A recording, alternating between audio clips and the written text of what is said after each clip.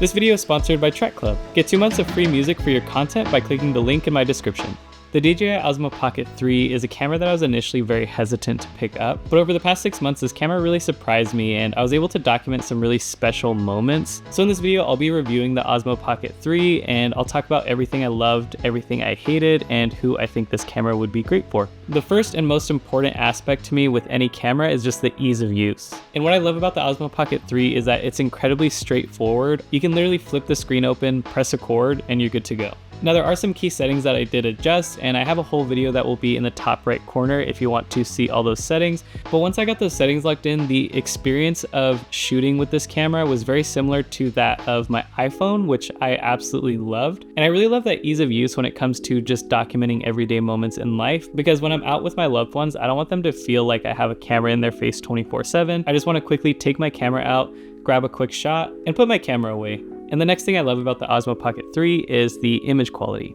The footage that comes out of this camera is really beautiful, especially when I'm shooting in the flat D-Log-M color profile. This will give me a ton of flexibility for color grading. And some of the shots I've been able to get out of this camera look like they could have been shot on a much more expensive cinema camera. So that's why I feel like this is kind of a perfect pocket cinema camera for documenting life and traveling. If you don't want to bring a big camera setup, but you still want really good image quality.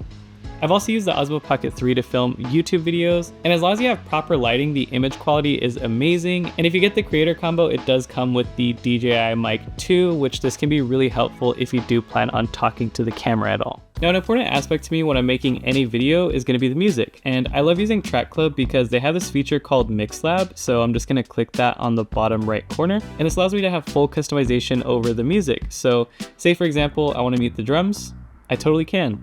Or say I want to scroll down and I just want to boost the volume of the synth, I can do that too. Then once I'm done, just click download and I can download it as my mix, which is the version I just created, or I can download the individual stems. And their catalog of music is really nice for content creators, filmmakers, and just any type of video where you need good music. So for my YouTube content, I usually like to go to playlists, and then under moods, they have a playlist called Study Beats, which this is kind of the perfect background music for my style of YouTube videos. Or if I want something more cinematic, I can click songs on the left, and then for genre, just click ambient. Find a song that fits your vibe and get great results. Click the link in my description for a free 2-month trial to Track Club. Huge thank you to them for sponsoring this video.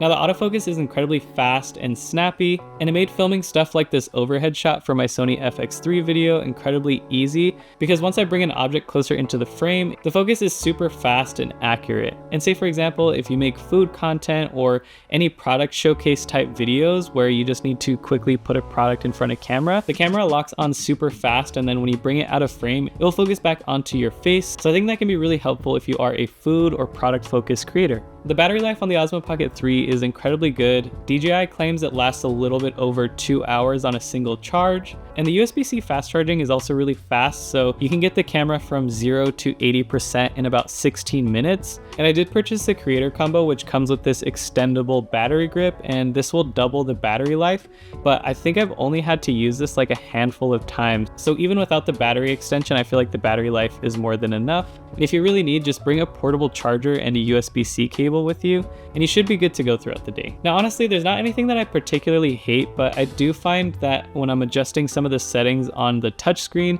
it can just be a bit frustrating, just because sometimes as you're scrolling, it can over-rotate and switch to the next setting rather than the setting that you want to leave it at. However, the screen itself doesn't lag and it's very responsive. I think the issue is just because the screen is so small compared to the surface area of my thumb. So whenever DJI releases the Osmo Pocket 4, which I'm sure they definitely will considering just how popular the Osmo Pocket 3 has been, I wouldn't mind if they made the screen just a tad larger, even if they made it like a 1/4 inch larger, and if not, that's totally okay. Now when it comes to extreme low light performance, this is definitely not going to be a low light camera. However, that's just one of the sacrifices you have to make to keep the sensor small in order to keep the rest of the camera pocket sized and compact as well. However, I rarely shoot at night or just in poor lighting in general whenever I'm using the Osmo Pocket 3, so it hasn't been an issue for me. The darkest I usually shoot is magic hour. So no, this isn't a low light camera, but if you're filming between sunrise and sunset, you'll be totally fine.